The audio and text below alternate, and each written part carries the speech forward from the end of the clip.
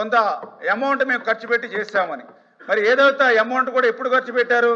ఏదైతే మట్టి పనులు ఏవైతే మెత్తగా వచ్చేటువంటి మట్టి పనులు ఏవైతే ఉంటాయో, ఏదైతే లిఫ్ట్ పేరు చెప్పి గుంతలు ఏవైతే ఉంటాయో, మోటార్లు ఫ్యాక్టరీలో తయారైన మోటార్లు తీసుకొచ్చి అక్కడ పెడితే ఆటోమేటిక్గా దాని బిల్ అయిపోద్ది అధ్యక్ష. మరి ఈ రకంగా డబ్బులు వచ్చేటువంటి పనులు చేశారు తప్ప ఆ పనులు కూడా ఎప్పుడు అధ్యక్ష? ఎంబుక్ రికార్డులు చూశాను అధ్యక్ష.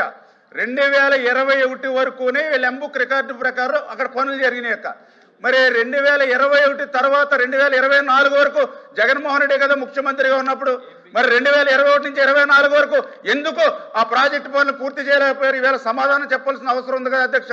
ఈవేళ చంద్రబాబు నాయుడు గారిని అడగడం కాదు అధ్యక్ష, ఆ రోజు జగన్మోహన్ రెడ్డి గారిని ఈ యొక్క రాయలసీమ సభ్యులు నిలదీసి ఉండవలసినటువంటి పరిస్థితి అధ్యక్ష. ఎందుకు ఈ మాట చెప్తున్నానంటే అధ్యక్ష, ఈ రోజు నేను కూడా చూశాను అధ్యక్ష, ఇరిగేషన్ శాఖ మంత్రిగా ఏదైతే ఈ యొక్క రాయలసీమ లిఫ్ట్ పేరు చెప్పి ఏదైతే గొంతులు మట్టి వచ్చేటువంటి పనులు చేసి ఒక్క చుక్క నీరు వీళ్ళు తీసుకురాలేదు అధ్యక్ష 5 సంవత్సరాల్లో. ఇదే కాదు అధ్యక్ష, జిఎన్ఎస్ఎస్ కి హెచ్ఎన్ఎస్ఎస్ లింక్ అని చెప్పి పైపులు తెచ్చుకుని అక్కడ పెట్టుకున్నారు, మట్టి పనులు చేశారు, 900 కోట్ల రూపాయలు బిల్లు చేసుకున్నారు అధ్యక్ష. ఒక్క చుక్క నీరు అక్కడ కూడా రాలేదు అధ్యక్ష. మూడవది ఆవులపల్లి, ముదివేడు, నేతిగుంటపల్లి రిజర్వాయర్లు అని చెప్పి అక్కడ కూడా పనులు చేశారు, ఈశానుమతి లేదని దానికి 100 కోట్లు జరిమానా విధించింది అధ్యక్ష. అది కూడా ఒక చుక్క నీరు రాలేదు అధ్యక్ష.